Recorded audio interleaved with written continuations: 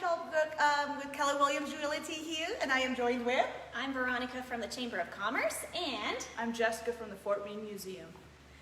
And if you haven't realized, we're at the Fort Meade Museum, guys. We're just, what, 3 miles out of Sturgis? It's about a mile.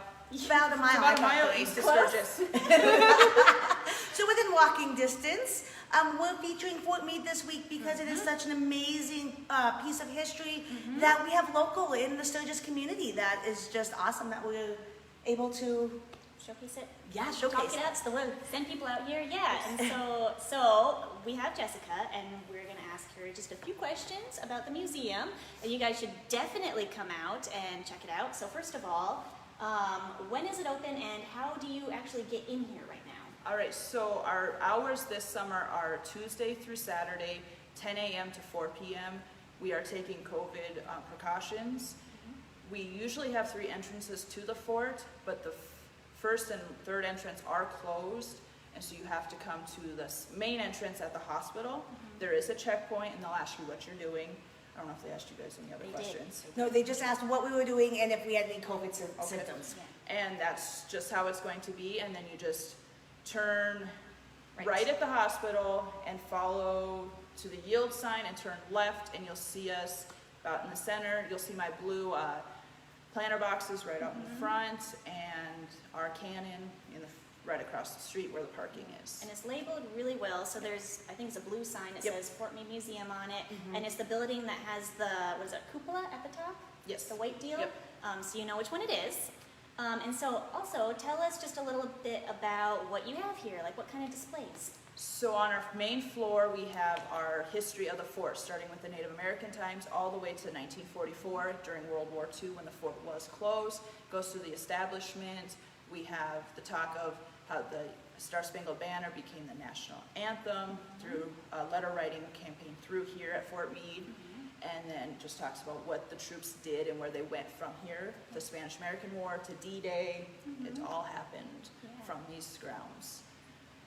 All the buildings on the fort are occupied, and so this is the only building you can enter unless you're coming to the hospital.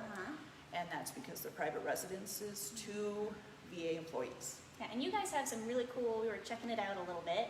You have some cool displays that just show like the attire of the times and like how the houses were set up, and then just history from around this area too. So it's not all specifically cavalry related necessarily. Mainly that first half of the main floor is cav related. The rest is Sturgis, early Sturgis history and other fort history that was here. Like the display behind us, which is the 842nd, which they deployed from here in 2003. Yeah, cool, cool. So a couple of other things that I've noticed that I didn't know is that the Fort Meade has, or the museum has, a gift shop with some really cool history books about the area as well. My husband's a history buff, loves Sturgis.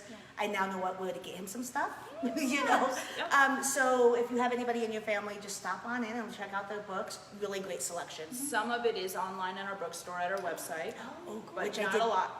I did put the website in the description of the live video, fortmeademuseum.org, guys. So, one last thing, I think. What is your favorite display? My favorite displays as you're coming upstairs to the ballroom is the Chris Solzer display. Chris graduated from Sturgis Brown High School in 1995. He was killed Christmas Eve 2003. And so to me, while it's not directly Fort Meade history, it is Sturgis history and keeping his memory alive here in his hometown. Right. yeah. So yeah, guys, if you want a little piece of Sturgis history other than the motorcycles, come on out, check it out. There's a great walking path around Fort Meade as well with little displays that you can read the history of. Fort Meade is an awesome resource, guys, and we're very lucky to have it. And we have a map that you can actually drive around and to tell you how old the buildings are. Because this building was built in 1905. We have buildings that date back to 1878 that are still used here in 2020. Yep. Pretty great architecture out here as well. So. And the cost is $5 for adults. Good $3 for ages 12 to 18. Ages 11 and under are free. Oh, cool. Active duty members are free. We are a Blue Star Museum, so we give them a free. And Right. Cool. Yeah.